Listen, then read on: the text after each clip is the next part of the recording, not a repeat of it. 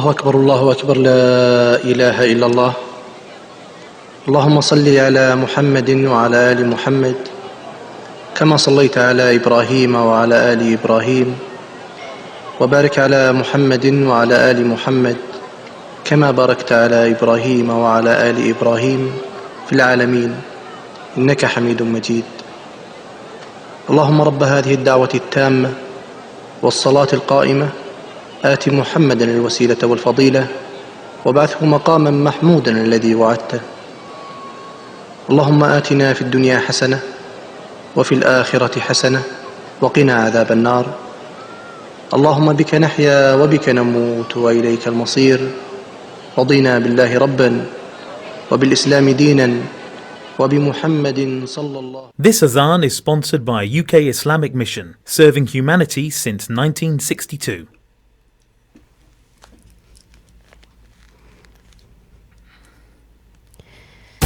Broadcasting 24 hours a day, 365 days a year. This is Salam Radio. Bismillahir Rahmanir Rahim. Dear brothers and sisters, listeners, Assalamu alaikum wa rahmatullahi wa barakatuh. Welcome to the show, The Real Me. I'm Abbas, and with me is Michelle, the co-host of the show. Assalamu alaikum. Wa alaikum salam. And we have a special guest, Sister Safura. Assalamu alaikum. Wa alaikum salam. Thank you very much for joining us today. Today is an exciting show. We're going to be talking about stress and exams, a physical and spiritual test. So we've got a lot to talk about today, but inshallah we'll try and get everything covered. We want to just introduce the first thing, and that is stress itself. So just an introduction. Is it good? Is it bad? How it affects our day-to-day life, how it affects us as adults and children, and how we can use that and direct that to make a fruitful lifestyle. So, Safura, thanks a lot again for coming on today and joining us and with this topic as well. Can you start off just by telling us what is stress? So just in a nutshell, obviously we're talking today about stress and anxiety. Those are things that we all experience from time to time, adults as well as children. And I know we're specifically concentrating on children's exam stress today, but as adults as well, it's something that's quite relevant, quite crucial, something that we all feel from time to time. It's interesting to note that one of the leading causes of people taking time off work is actually stress. I don't know if people know that, but it's quite an interesting statistic. It's quite an interesting fact, sorry. And I think often what happens is, as adults, we don't set a very good example for children because we're not regulating our own stress very well. And so children learn these habits from us. And also then differentiating between anxiety and stress. So stress is when you're in the moment and you're worried about something. For instance, you might be rushing to get to somewhere, or you're struggling with, an appointment or an exam or something that you're going through there and then. And you've got those stress levels rising. And then you've got anxiety, which is more about the future. So something that's going to happen in the near future or in the distant future. But you're thinking about it. It's making you feel anxious, nervous. And there's lots of symptoms to that as well. So you've got things like, getting sweaty, getting headaches, getting migraines, dizziness. You might have palpitations, panic attacks. Some people get very breathless. And then, of course, if you have prolonged anxiety or prolonged stress, you have, other symptoms as well. So anxiety and stress, when it's not managed very well, or if it's there kind of in the long term, kind of, not being dealt with, then it can kind of manifest itself into more physiological symptoms. So you've got things like, it can have an impact on the digestive system. It can cause vomiting and diarrhea. It can also cause inflammation in the body. I know a lot of people read about sort of inflammation and how it can, because it affects your immune system and other things in the body. So it can lead to longer term conditions. It can lead to sleeplessness, insomnia. It's not great for heart conditions because it can aggravate symptoms, or it can actually bring on symptoms of heart disease. So lots and lots of different things. That's just a few that I've mentioned there. But it is important to regulate anxiety and stress. I think also what's important to mention is that some stress is good. Some anxiety is good because it keeps you on your toes. It kind of, you can get on with doing stuff. You get on with your life. It kind of motivates you a bit, yeah. So some stress is good. And I think also when we say, I don't want to be stressed out, I think none of us are capable of not feeling any stress. We all get stressed, and we all feel anxious as well. And I think it's quite important for us to also show our children that we also suffer from anxiety and stress, because they're normal human emotions, and our children feel them just like we do. And in fact, if we were to hide them and show them that actually, I'm dealing with my stress really well, and I'm dealing with my anxiety really well, and I'm okay, then what we're giving, the message we're giving to the children is, you shouldn't be showing your stress and anxiety either. You shouldn't be feeling it. So in fact, what happens is when they do feel that way, they can't show you, or they can't, talk about how they're feeling. So they'd be tempted to hide what they're feeling, actually, wouldn't they? Yeah, it's quite damaging. Yeah, very, very interesting. I mean, this is a big topic that affects all of us, children and adults.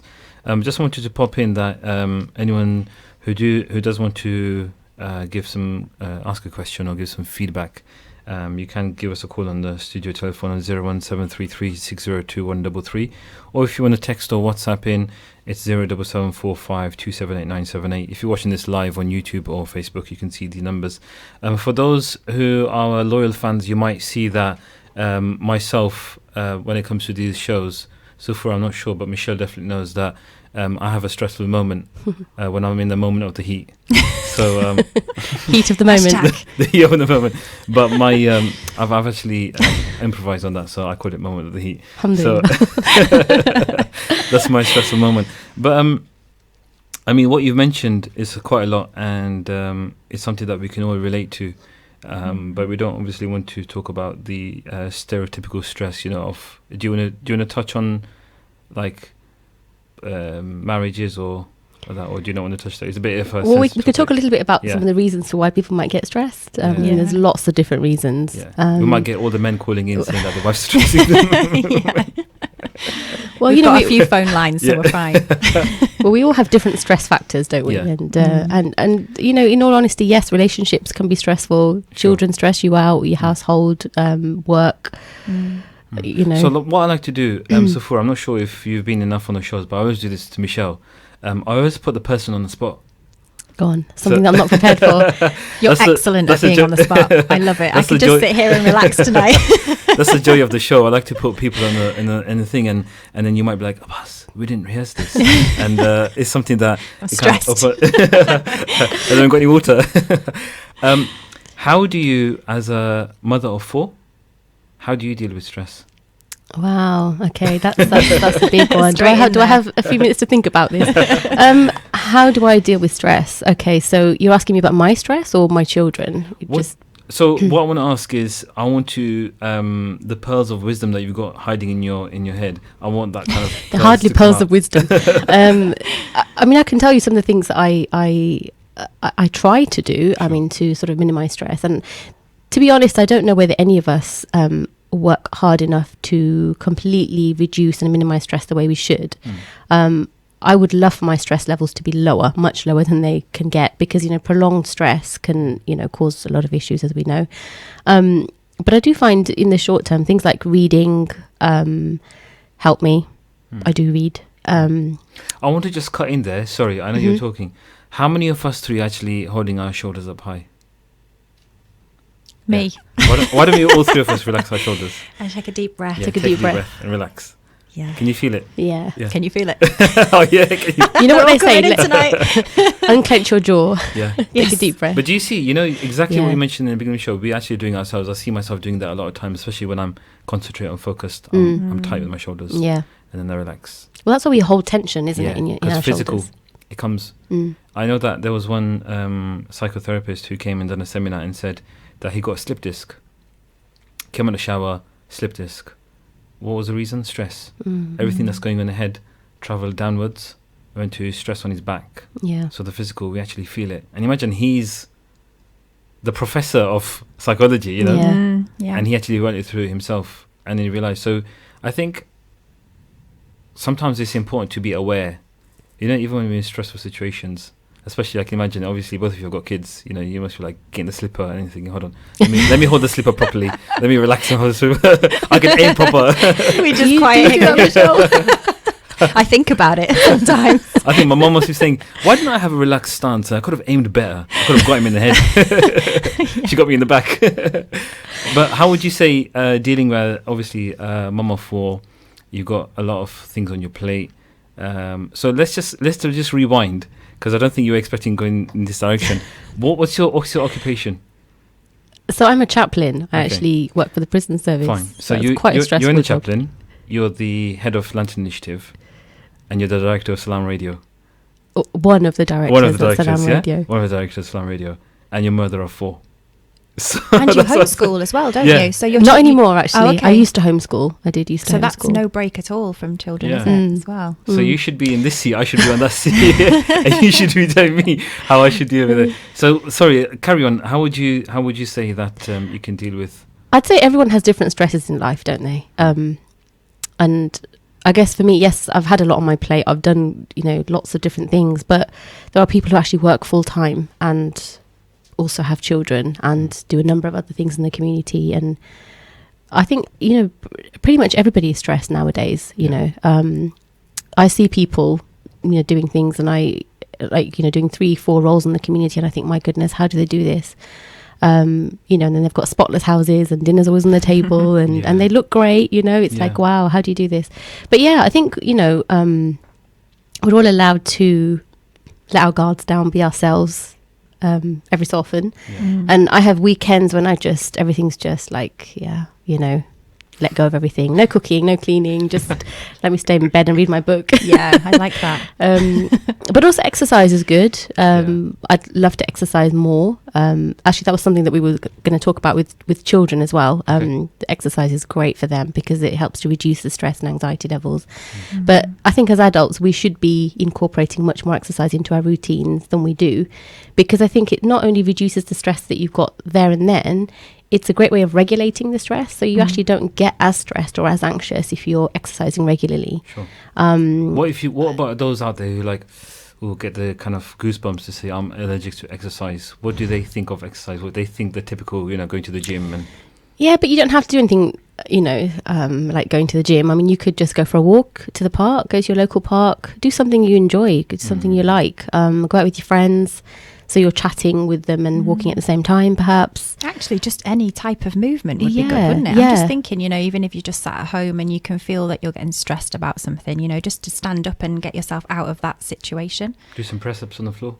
You could. I know a lady who does skipping in the house, actually. She has a skipping rope, and every morning she gets up and she does 100 skips. Like, the kids go to school and then she'll get up and do 100 skips, and she says it's brilliant. She feels great. It's a good release, isn't it? That physical kind of release. Yeah. It's about getting your heart pumping and, getting all that oxygen flowing and, Yeah, definitely. So that's a really, really good one for regulating stress and anxiety. Sorry, I know you're putting it back onto me, but just generally. What about if you get ladies who are skipping and then they break the light? What would the husband say to that? So you have to make sure the ceiling's You'd have to ask up. some of the husbands to call in and to let you know what they think. Did you notice there's 2 lights here down at the minute? Someone's been skipping out there. It's not me. That's your alibi, though, isn't it? Huh? That's what you go about. Let's pretend it's not you, but it's all right. We won't say anyone. That's why I'm so chilled sat here.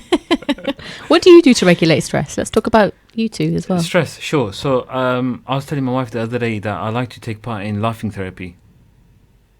Just laughing. Laughing. Yeah. Okay. Laughing, Interesting. Yeah, just laugh. Mm-hmm. I mean, there's some of my friends who, when they laugh, I laugh. I don't know the joke, but because of their laugh, I laugh. You get those people. Yeah. So I like to be around them. I sent you something funny this morning for your Monday morning. Yeah, I knew that's what you enjoy. So I thought I'll start him off on a good week.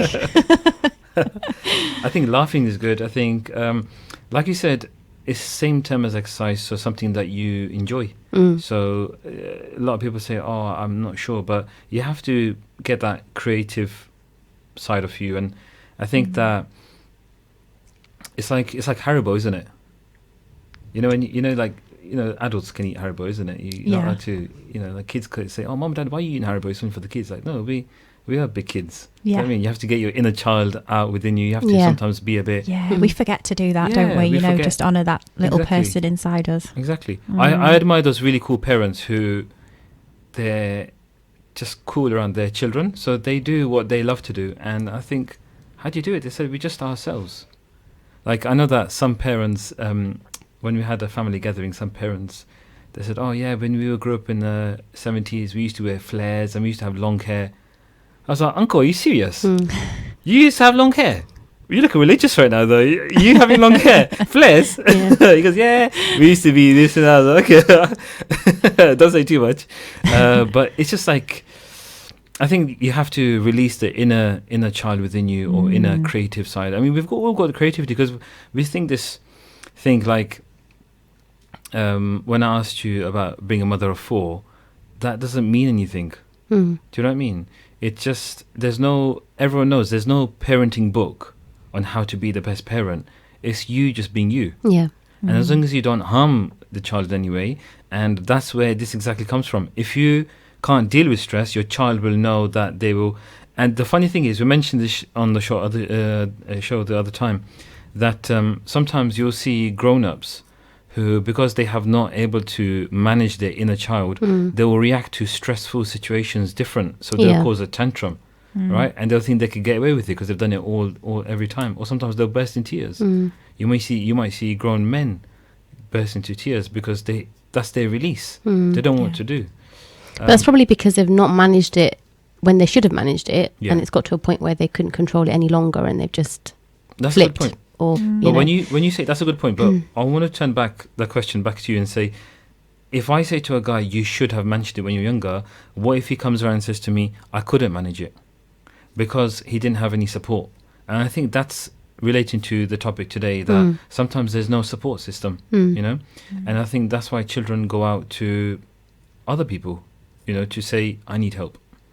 But this is why we're in the problem we are in today, aren't we? Where children have, really high rates of mental health difficulties, mental health issues.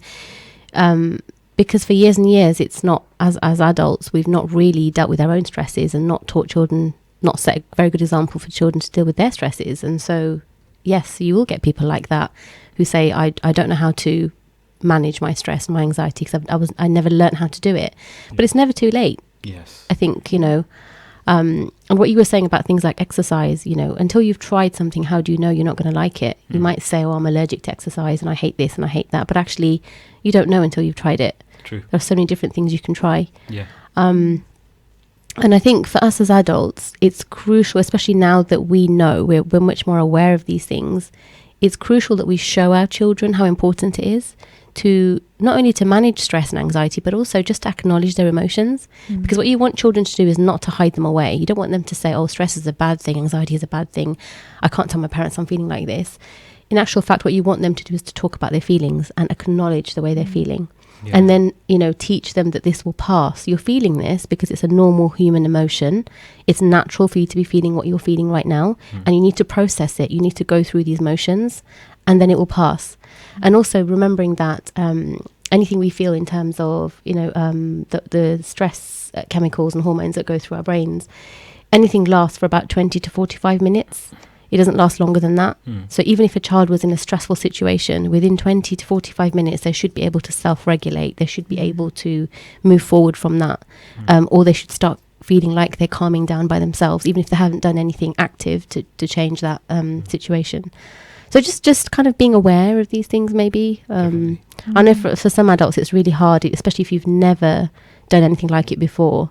And to you, it feels a bit like, a bit flimsy and a bit like, I'm not doing all that now. I've never done it before. Why should I practice all that? Yeah. But actually, if your stress and anxiety has had an impact on your health, then you will know deep down that you need to do something about it, and you'll know that you need to deal with it. Yeah. And sometimes, it doesn't actually show until years later. And it can manifest as physical illness, can't it? You said about inflammation earlier, we're looking at, autoimmune disease is, really high, isn't it?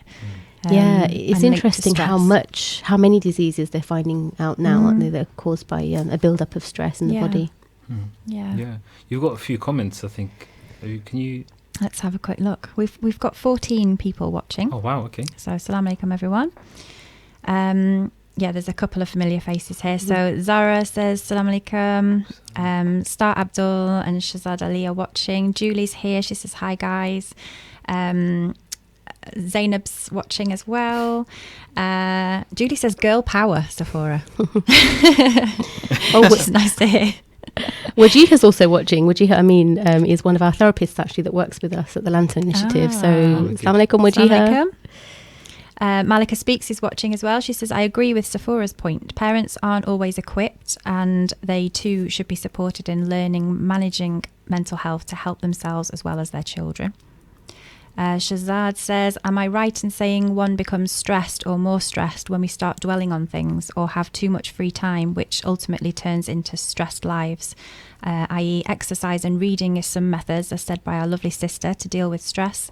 Does one become stressed knowing they are not living life to its fullest? Wow. That's an interesting one, isn't it? I think you can become, I won't say stressed. If you're dwelling on things, you might become anxious about the future and worried about where you are in life. But I guess that could just be a midlife crisis, right? That's not necessarily stress and anxiety. Yeah. Yeah. Don't know if that's what the brother is asking. Does one become stressed knowing they are not living life to its fullest? Yeah, I guess you might do. Michelle? Does one become stressed knowing they are not living life to its fullest? I'm too busy being stressed to think about that question, actually. I'm already full. My life is already full with lots of things. I think in an ideal world, yes, the answer is yes to that. If we put goals in place for what we want to achieve with our lives, I think if we're sat around and we're too busy to maybe achieve those goals, we maybe get stressed that we're not reaching our full potential, or we're not climbing the ladder or such. But that's a good kind of stress, right? Because that means that you want to aspire to be more and to be better and to do better with your life. And so I wouldn't call that stress. I would say you're probably self-reflecting. You're probably feeling like you're not doing as much as you should be doing, and perhaps that's a sign that you could be exploring your potential, and looking into what else you could do. I know a number of ladies who, I know this is kind of going off on a tangent here, but talking about studying, and people who felt like, for years and years I've not had time to do any study, or learn about Islam, or go to the Islamic classes, do tajweed, etc., etc. And for a long time they felt like, the guilt that I'm not doing enough. And then sometimes people do later on in life, they'll go and pick it up, and they'll take a class or something, and actually it's a great feeling, because you feel like you're doing something, you're achieving something, you're learning. And as we know, as Muslims, we know that seeking knowledge never ends. We seek knowledge from the cradle to the grave. So actually, definitely. Yeah. Sorry, I just nicked your phone while you were talking. That's fine. I just want to see the comments. I know Brother Shazad is brilliant. Every time he's got so much nice things to say. I'm going to have to drag him and bring him to the show. He's got so much to share. I noticed that he did mention that he tried to call in, actually. That's why I nipped out very quickly, because we've got a bit of an issue with that. He did say that does one, like you mentioned, does one become stressed knowing they're not living life to its full? Yeah, it depends. You know what? I'll tell you what, it's quite funny. I hope you guys probably agree, or maybe you won't, but if not, let me know. My father-in-law actually told my wife this, and I was listening to the advice he was giving, and he said to her that if you want to get something done, you can get it done, but you can either go the hard way or the easy way. So whatever task you've got to do, it'll get done anyway, but you choose how you're going to get it done. Right. Are you going to get it done the hard way or the easy way? If you get it done the hard way, you're obviously going to say, this and that, and or you can just be smart and you can deal with it in a clever way, and that is handling yourself firstly, and that is, like Brother Shazad said, is that a stress if we know that we're not living life to a full? If we deal with life as a stress, if it's a burden on us, then yes, it will be stressful to get life to the full, because you'll be impatient, you'll be angry, you'll be upset, a lot of emotion. But if you, like I've mentioned this before, like the inner child, the inner self, if you learn to handle yourself, you'll be able to handle the rest of the world. Yeah. And I think there's one video that I put up on my Facebook status, and that's self-talk. a lot of people, like I've said this a lot of times. Yeah. Self-talk, I feel, is important because imagine you get those people who are parents who have got children. And they're like, oh, you know what, my life is gone past its youth. I mean, it's not too late, is it? You can still work. And a lot of people say. One person actually said to me that it's good to work in the storm. Yeah. Sometimes we say, oh, the storm's here now, I can't do it. Why can't you? Why don't you work through the storm? So just because you're going through a tough time does not mean that you have to show it to others. Yeah. You can actually inspire them through what you're learning. And I think it depends how we look at problems and issues in life. If you look at it negatively, then your children will actually see, oh, that's a problem, So, but also there's nothing wrong with feeling that storm. No, of course. So while you're going through it, acknowledge it. Yes. Process all those emotions that you're feeling. Don't try and push it away or pretend it's not happening, because you need to process that it's going through your mind for a reason. Work through it. And it might take you a while, but then you'll get through that storm, and then you can actually think more positively, like you're saying. Yeah. It's definitely a process, isn't it? Yes. I think it's the way people handle it, isn't it? People handling it that kind of way. And I think... Do you think people actually know how to work through the storm as well? Or, I think a lot of people just have one way of coping, and it's to block it out, like you say. Yeah. I think it's difficult to find a strategy that works. I always tell my wife, it depends on your nature. I might be more stubborn than others.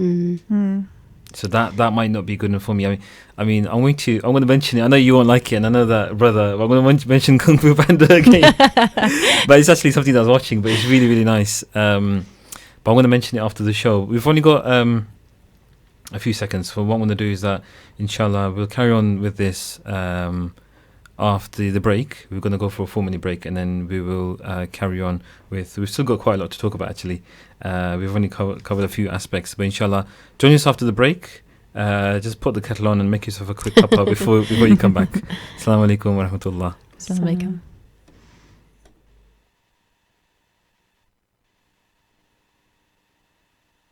Stay tuned to Salam Radio after this short ad break.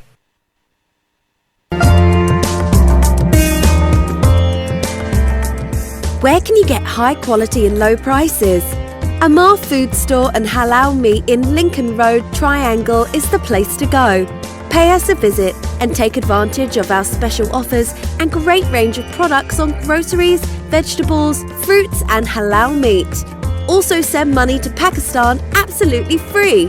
We have all top brands at special offers, offer free customer parking and provide a free local delivery service. Amar Food Store and Halal Meat, 613B Lincoln Road, Peterborough. Call us on 01733 687 374. High in quality, low in prices. Al-Murad Tiles. With over 70 stores nationwide, we are now open in Peterborough. Up to 50% discount offers now on. Largest selection of tiles. Full bathroom suites from only £189. Paint, LED lighting, laminate flooring from only £7.99. Over 1,000 designs of wallpaper in stock. We have everything you need. Come and visit us at 193 Fengate, Peterborough, PE1 5BH, or call us on 01733 34 58 47. Al-Murad Tiles, now open. Had a car accident or an accident at work? Accident specialists are experts in no-win, no-fee accident claims. Leave the hassle to us. Our multilingual settlement experts will manage the entire claims process on your behalf, with nothing to pay up front. We provide services such as credit hire, taxi vehicles, recovery, storage and much more. For full details on our range of services and a free consultation, call us on 01733 555 774. Or visit our office at 249 Lincoln Road opposite the NatWest Bank. Accident Specialists. Start your successful claim today. There's a million choices available for dining out in Leeds. But if you want something special, there's only one name to remember. Mumtaz Leeds. Relax in our newly refurbished Riverside restaurant. Enjoy exquisite home cooking from our brand new menu. Upgrade to the Mumtaz Leeds experience. And the price? Well, we're better value than ever before. Mumtaz Leeds, Chadwick Street, Leeds, LS10 1PJ. Call 0113 242 4211. Free car parking available.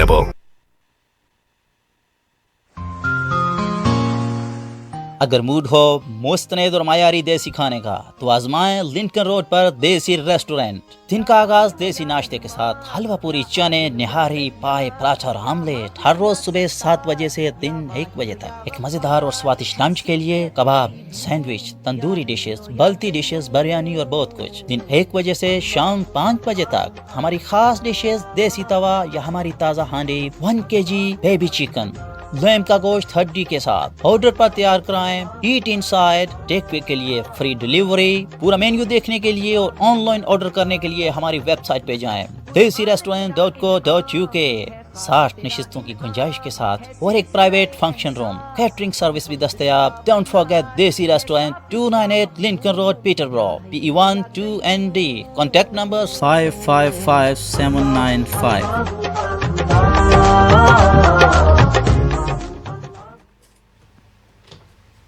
You're listening to Peterborough's community radio, Salam Radio, 106.2 FM.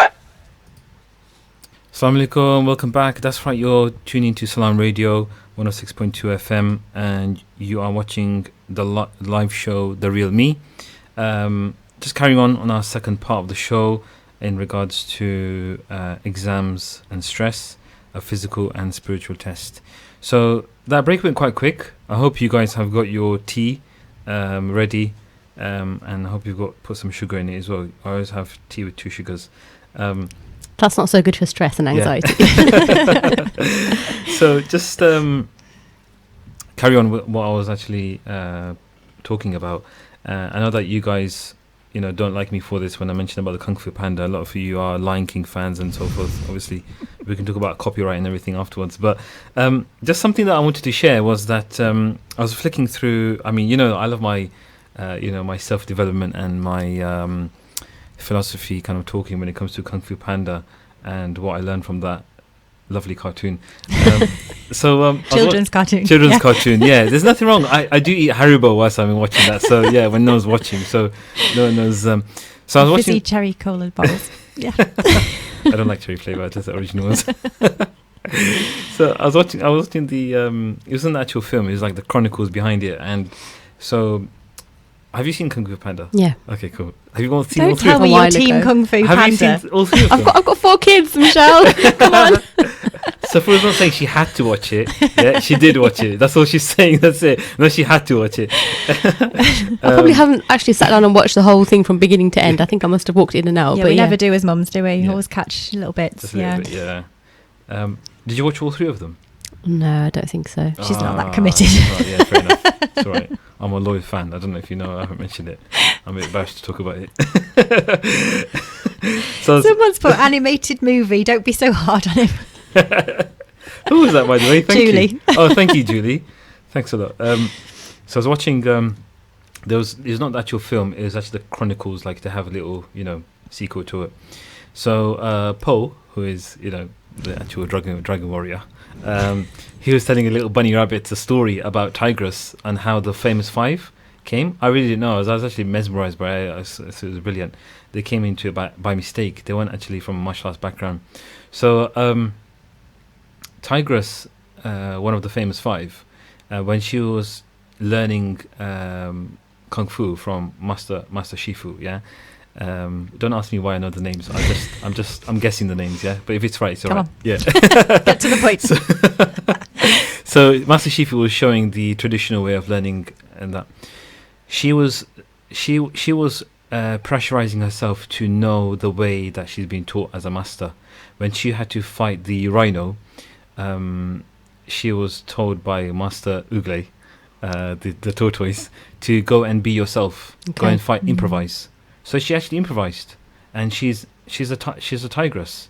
She's not a human, or that she's going to fight kung fu like a human, but she used her own talents, her own skill, her own nature, her own character, her pose and how she is, and she improvised and she defeated it. Yeah.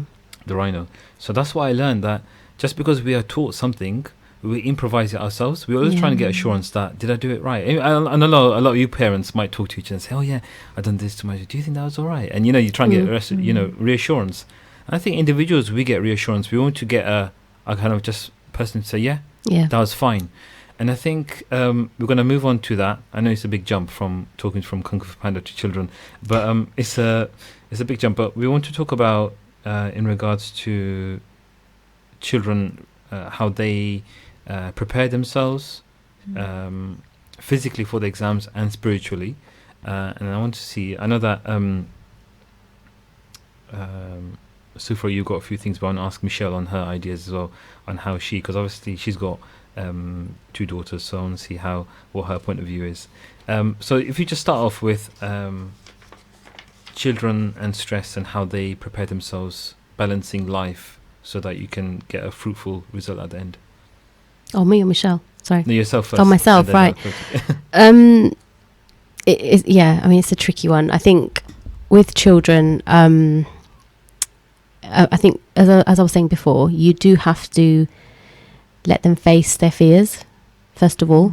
So if there is something that's worrying them, that's making them feel anxious or stressed, you need to find out what it is, but then don't try and hide it or tell them they need to stop thinking about it or stop, that it shouldn't be a part of their lives, because it's there. It's something that's worrying them. It needs to be dealt with. I think a lot of parents as well are like, don't worry, it's fine, it'll be fine. Just put it out of your mind. Think about something else. Yeah, exactly. And that's not always the healthiest way to tackle it. But I think when you compare children's stress to adult stress, I think with them it can be, a lot of the time it can be things like fluttering in their tummy or tummy aches, and again feeling sick, that kind of thing. Yep. And they can't always articulate how they're feeling, not the way we can. So they might not actually realise that they're feeling anxious about something, but it's up to us as adults to pick up the signs, and it's not always easy to do that. Yes. And often we, I think we say to kids, oh, it'll be fine, just go to school, or just, it's all right. But I think it's important to set that time aside for them, and just to kind of speak to them and, ask them what was worrying them, or so what was it that made you feel that way, or regular like check-ins. That. Yeah, that's a good,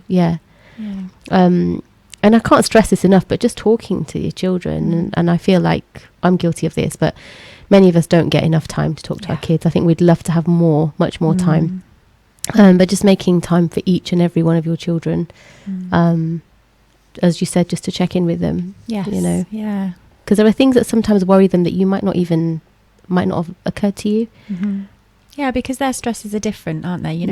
We always feel like we've got bigger stresses, and my girls come home from school sometimes and they're, in floods of tears, and I think, what has happened? Something huge has happened at school today, like a disastrous, traumatic event, and, they've fallen out with their best friend, or, it's something really small, like they've lost something out of their school bag, and it was like a little sticker that they got the day before, and for them it's a really huge event. But sometimes if we're not careful as adults, we can project our stress and our anxiety onto children as well.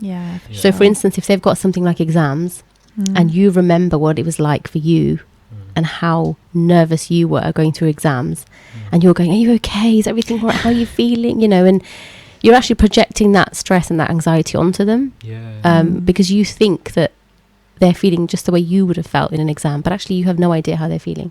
So this is why it's important to talk to them and be aware of their feelings. How do you find out then what they're actually just ask them, talk to them.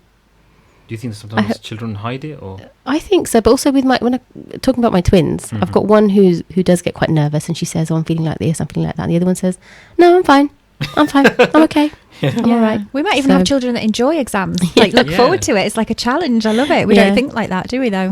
We think, oh, how are we going to protect our children? And interesting. Shield them from any stress, But is it about protecting? I mean, why do we feel like we have to protect them all the time? Because I think it's our own insecurities, isn't it? That we want to kind of like pull them away. We don't want to see them suffer because we would suffer. It's quite selfish, actually, isn't it? But actually, if you let them go through that situation, that stress, that anxiety, and taught them how to deal with it themselves, they would then build that resilience to take them through life, because you're not always going to be there to try and hide them from everything. So they've got to learn those skills by themselves. They've got to learn to self-regulate. They're the soldiers and you're the commander. Yeah. Actually, I feel like we need to it is, isn't it? wear one of those masks, for coronavirus. And we need to wear one of those masks, sit on our hands, and just let them get on with it. Just throw them into the breach, and you'll be fine. Go for it. Yeah, learn all you can. And it's a bit extreme. You probably think I'm watching Arnold Schwarzenegger films, but it's like they're the soldiers and you're the commander, and you're telling them to work it out themselves. You're exploring. You're telling them to explore within. Yes, they've got their own answers, and that's how you're trained. That's really really good. It's such a good way to.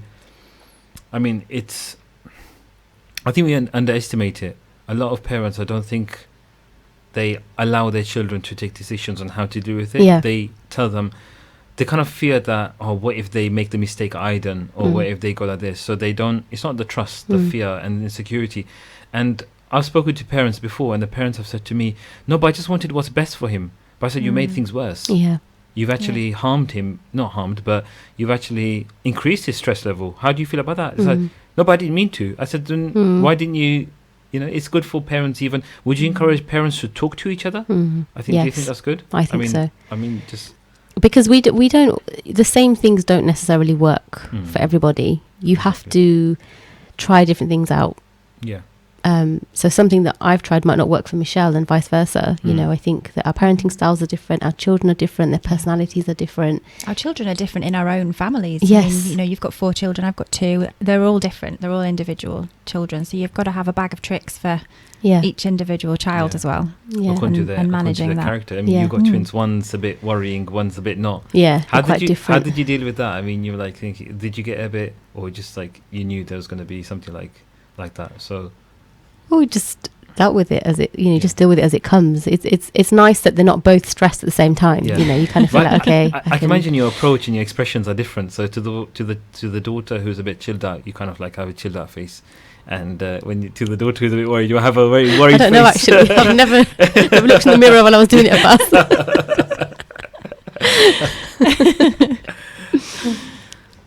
So I think you're going to ask Michelle some questions now, right? Yeah. Sure. So actually, you know what? Like I said, Safura, you should be sitting on that seat. I should be sitting on that seat, because I think you're preparing me. I hope my wife's listening as well. So all this information that you can take in, so that you can be a great parent. I feel like in this military camp, I think Safura is like the commander, and I'm the soldier. We're the minions. Yeah, we're the minions. Yeah, exactly. Okay, moving on. What would you say? I think you said something really interesting. I mean, there's this Indian lady who's a comedian, something, I think her name is Sidhu or something. I was watching her, and she's quite funny. And she said, the smaller you are, the smaller problems you have. Okay. The older you are, the more bigger problems you have. And I think, like you mentioned, I just remembered that. Like you might think, oh my god, what's happened? Like someone's just said something, and you're like, I just lost a pen, or my favorite pen. My nan gave me a pen, and it's like, okay, fine. How would you react to that? I mean, how would you? Of course, we've all got things on our plate, and that's exactly like even those people who, I mean, you can't rule out people like me. I mean, I know I don't have any children yet. But inshallah, let's see. Inshallah. When you go to work, it's the same thing. People carry a lot of luggage when they go to work, and then people ask, why are they behaving like that? And there's a lot of things going back home, and then they show it, that. So do you feel that sometimes we indirectly or without awareness show that to our children? Like we've gone through a problem, so we think as soon as there's something with the children, and then you think, oh my God, what if? Yeah, I mean, I think there's probably people out there that feel the same as me with this, that, when you've got a lot on your plate as a parent, and your mind is full of your own stress, I guess, and your own things to do, your list that's in your head, there's a temptation that if a child comes to you and says, I've had a really bad day at school today, and we think the worst sometimes, I think. So we think this big trauma's happened, as I said. And then when we hear that it's not a big trauma, we're like, thank goodness for that, alhamdulillah, we're all right, it's fine. But we can be quite dismissive in, it's like we're almost like, oh, thank goodness it's nothing big. It's just something little. You're fine. You'll get on with it. And then we're going back to the to-do list on our own head. But I think it's really important as a parent to just step out of your own mind for a little minute and just put yourself back to that little child that's within you and think, how did this affect me when I was little? What was important to me when I was this age? And get down to their level and, just put an arm around them and understand where they're at, feel their pain with them, talk to them. And like you said earlier, it could just take minutes, just that little bit of support and encouragement and a listening ear to just support them through it. Because they just want reassurance, don't they? Absolutely, really? yeah. And it's really important to them. Yeah. Because if they're dismissed like that, then they eventually learn that they're not important, and my worries aren't as big as adult worries, or and equally important because it's all relevant, isn't it, to like you say, the age of a person. Exactly. And the same applies to us as adults. When people say, oh, when you're worrying or stressing or you're depressed or you're feeling low, just think about all the people that are worse off than you are, and just think that there's always somebody going through something worse than you. But actually that's not what you need to hear at that moment, because for you right now, what you're going through is big. That is your biggest thing, and you need to work through it. You don't need to hear that, oh, well, because that's dismissive, right? To say, well, there's always somebody worse off than you, so just imagine them, just think about them. Or keep your chin up and all of those damaging things to say. So I think there's really something to be said for acknowledging feelings, acknowledging how you're feeling, both for children and for adults. And I think that's good that we can get that. If we can try and do that for other people, then we start to learn that behaviour for ourselves, and we can start to acknowledge our own pain and our own worry and our own stress. And then that's a brilliant tool then, because once you manage that and you start to work through the process, as we mentioned before, you can then deal with anything that comes your way. And also when you're speaking to children, I think there's perhaps you can let them know that you get stressed as well sometimes. You get anxious, you get nervous, and them seeing you crying or them seeing you really in a bit of a tears or, getting really nervous and you've got an interview or you've got something that you're going to and you're really anxious. There's nothing wrong with them seeing you like that.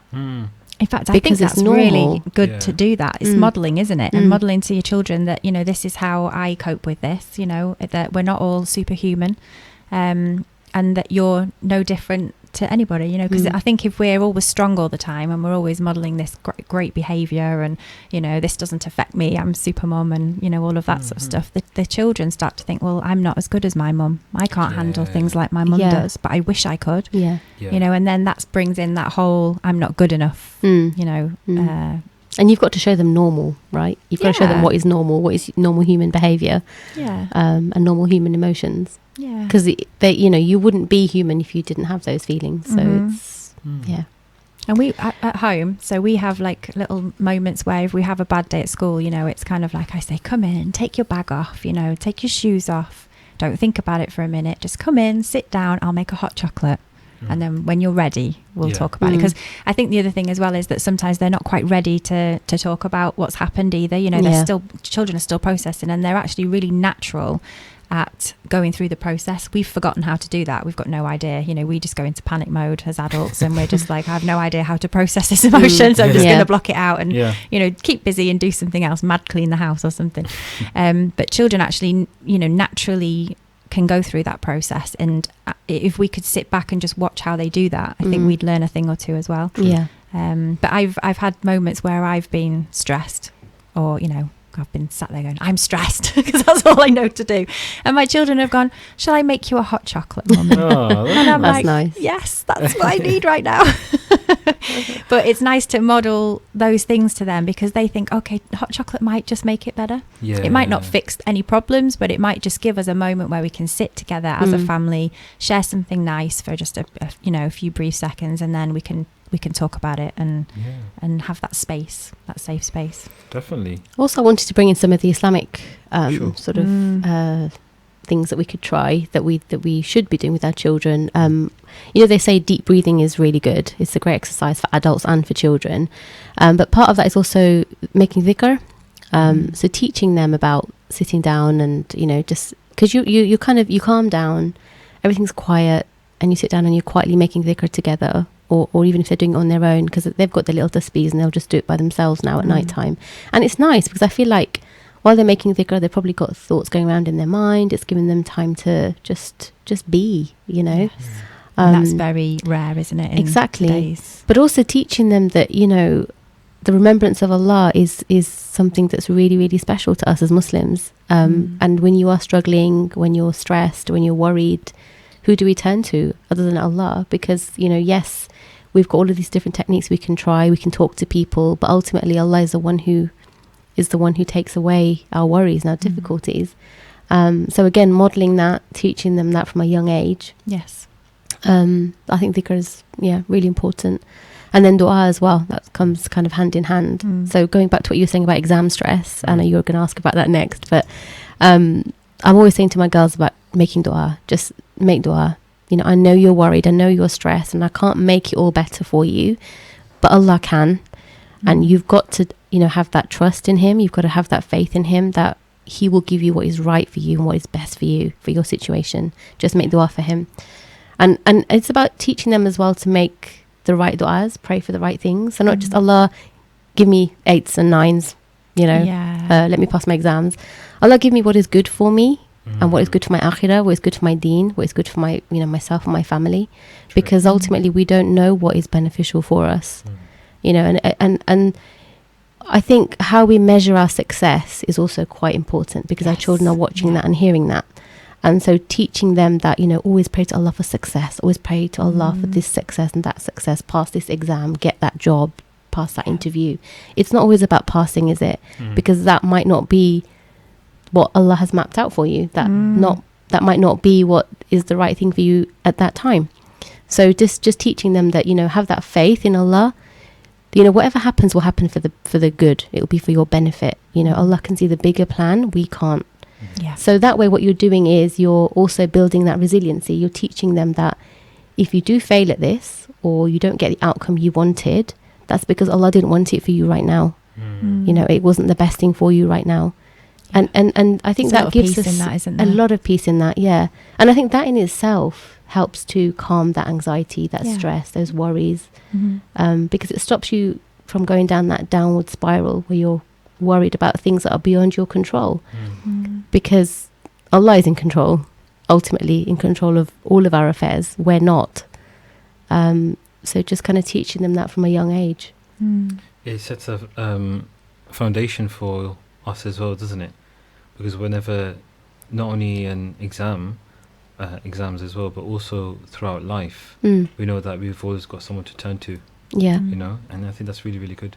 My dad also said to me and my sister when we were young, when we were studying, they said, don't just pray, you have to work hard, you know. So work hard, revise as much as you can, do the hard efforts from your end, and then when you pray, Allah will help you because He will see that you're making effort. There's a verse from the Quran as well, isn't it? Allah will not help a community until it helps itself. You've got to tie your camel. Exactly. And you've got a really nice article on, I think, is it what website is it? Is it Amalia? It's amalia.com. It's just an article about exam stress and just the things that we have kind of tried in our household. Yeah. And I think you've got a few du'as in there, which is really, really nice. I mean, some of the things I've already talked about, but dua, dhikr, also about honesty, holding on to that truthfulness and that integrity. So when you're talking about exams, there might be this attraction to listen to your friends and kind of perhaps cheat or, you know, go down the wrong avenues, you know, try something that you really shouldn't be trying. And it's about teaching them that, you know, honesty and integrity will get you where you need to be, not cheating and, you know, going down the wrong path. So no matter how tempting it can get, no matter how much you're struggling, that is never the answer. So building in that honesty and that integrity from a young age. And then I don't know if you wanted me to sort of carry on with some of the tips. How can the listener actually access this article? Because I think there's so much information in there that would be beneficial to people going through this. It's on amalia.com, which is AMALIAH.com. It should just come up. You should be able to scroll down and find it. Or you could just Google exam stress, Amalia, and it should come up. But one thing that we haven't touched upon is praise and gratitude. So praising our children all the time. I think, and this isn't just when it comes to exams and stress and schoolwork, but generally just through life, the more you praise them, the better they're likely to do, because you're building their confidence and their self-esteem.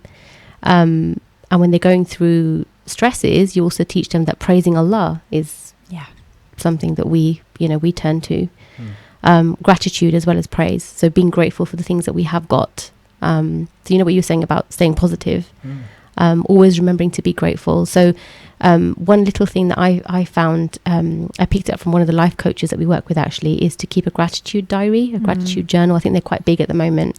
But just keeping a diary of 5 things that you're grateful for every day. And that's something that you can start doing with the children. And it's really, really good because it teaches them to focus on all the things that are positive, all the things that are going right in their life. My daughter's actually got a gratitude journal. She started doing it about 2 weeks ago. Yeah. And it impresses me when she tells me the 5 things, because I automatically assume that they're going to be really small. It's bad, isn't it? But she blows me away with some of the things that she picks out of her day, and makes me humble. Yeah. Wow. As well. Mashallah, that's amazing. That's excellent. But what were the 5 things? The 5 things, sorry. Yeah. Did you say? So you pick out of your day 5 things that you're grateful for. Fine. Because I think there was, I was reading somewhere where there's this model that you can use to structure. But anyway, I think that was something else. But I think that's really good. I mean, in regards to when you mentioned the spiritual aspect of it, having faith in God and believing in Himself, would you agree that just the closing thing is that I've believed that when you believe in yourself, that is belief in God, because I think that Allah has given us this this power that He leaves you to actually discover yourself, what power and strength you've got. Yeah. But we're gonna make a closing on that. I mean, I think today's session was really, really good. Safura, thank you very much for joining us today. Thank you for having me. The time went really quick, and inshallah, what we could, if you want to, obviously. Catch up with the article, you can find Safura's article on amalia.com in regards to stress, and in regards to that. If you do have any more comments, you can obviously email us at info@salamradio.co.uk. Yeah. So inshallah, join us for next time's show, where we'll have a brilliant topic. Assalamu alaikum wa rahmatullahi wa barakatuh. Assalamu alaikum.